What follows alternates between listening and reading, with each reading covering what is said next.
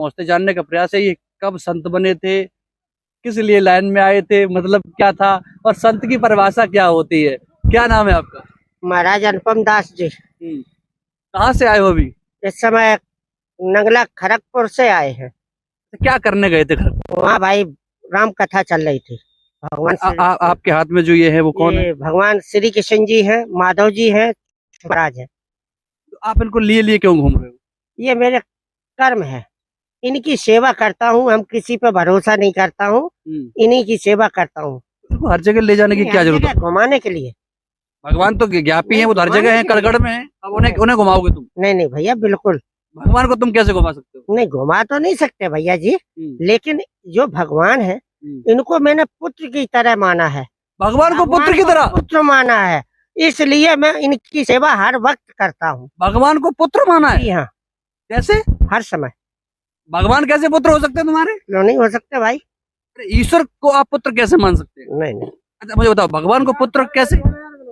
चलो ठीक है। भगवान को पुत्र कैसे? बिल्कुल भगवान पुत्र ही माना जाएगा। अच्छा, तभी उनकी सेवा ये बताओ, माथे पर भगवा, लाल तिलक, लंबी दाढ़ी, मालाएं, ये सब चीजें, कब संत बने? मुझे 17 साल हो गई भाई। क्या हो अभी तुम? इस पर संत हो? क्या हो? संत हूँ। कौन से संत?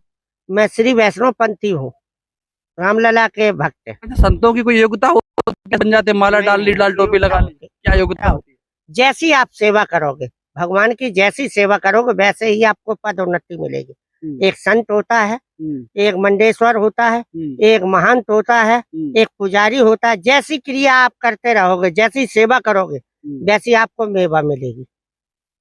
अब भगवान को ले लेके घूम रही हो, कौन सी सेवा है? नहीं भाई, भागवत सुनने गए थे, भागवत सुन के अपने घर जा रहे हैं वो अपने मंदिर में। अच्छा। हाँ जी। ये बताओ, जो खर्चा आता है, तमाम चीजें होती हैं, चलती किससे होती है?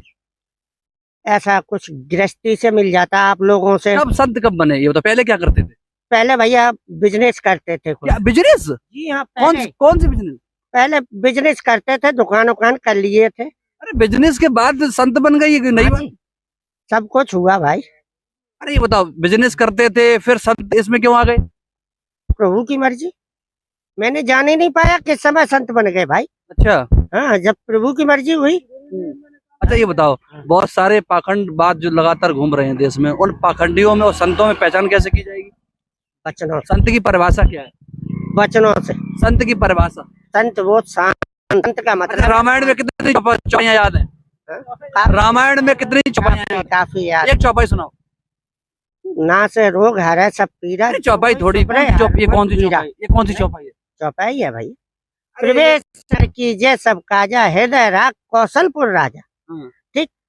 रघुपति रामचरितमानस किसने लिखा? जे महर्षि वाल्मीकि जी ने। वाल्मीकि जी ने? हाँ। कितने अध्याय है रामायण में भाई बताओ? बताओ। हम तो पढ़ते नहीं है भाई, पढ़े लिखे तो है नहीं जो हम रामायण पढ़े। तो रामायण पढ़ोगे नहीं, भगवान को लेके घूमोगे, भगवान को पुत्र बता रहे हो। अरे भाई, भगवान की सेवा करना अपना फर्ज है, कर रहे हैं। रामायण नहीं पढ़ते? नहीं भाई, हम पढ़े लिखे नहीं है बेटा। गीता पढ़ी? पढ़े लिखे नहीं ना भाई। तो फिर पढ़े लिखे नहीं है तो कोई काम कर लेते, संती क्यों बने? नहीं तो प्रभु की मर्जी थी, होगा हमारे रोके थे क्या? हमारे बनाए बनते। गीता रामायण नहीं पढ़ोगे भाई? हमारे का नाम, हम पढ़े लिखे नहीं है। तो संत बनने के लिए पढ़े लिखे होने की कोई जरूरत नहीं है, बस ये पहन लिया, अपना दाढ़ी बढ़ा ली, कर्म सही करिए। कर्म अभी कौन से कर्म करे? गुटखा खा रहे हैं आप तो क्या हो? ये तो प्रभु की मर्जी है, जो दे दिया खा लिया। गुटखा भी प्रभु की मर्जी है? बिल्कुल जी, जो हम कर रहे हैं वो उन्हीं की मर्जी, मेरी कुछ नहीं है। तो देख सकते हैं मेरे पीछे ये संत है और कह क्या रहे हैं कि प्रभु की मर्जी है। प्रभु को बताया कि पुत्र है प्रभु, और अब के धार्मिक चोला ओढ़ करके संत कभी भी कहीं भी मिल सकते हैं। जैसे संत देखे होंगे प्रामानंद महाराज वृंदावन में, तमाम वो संत हैं, शंकराचार्य से लेकर के, जिनको लोग संत नहीं मान रहे, क्योंकि ऐसे ही लोग होते हैं, कहते हैं कि हम संत हैं और कह रहे रामायण पढ़ता नहीं हूँ, महाभारत पढ़ता नहीं, चौपाइयां पढ़ता नहीं हूँ। तो आप तय कीजिएगा कि आखिरकार संत कौन है और ढोंगी कौन है। मेरा उद्देश्य यही है कि भगवान की पूजा कीजिए। मैं भी पूजा करता हूँ, आप भी पूजा करते हैं, लेकिन भगवान को हाथ में लेके गली गली घूमना क्या यही पूजा पाठ रह गया है? तो ये आप तय करिए। इटावा से मैं जुड़ा हूँ आपके साथ और ऐसी खबरें तमाम दिखाता रहूंगा। तब तक के लिए नमस्कार।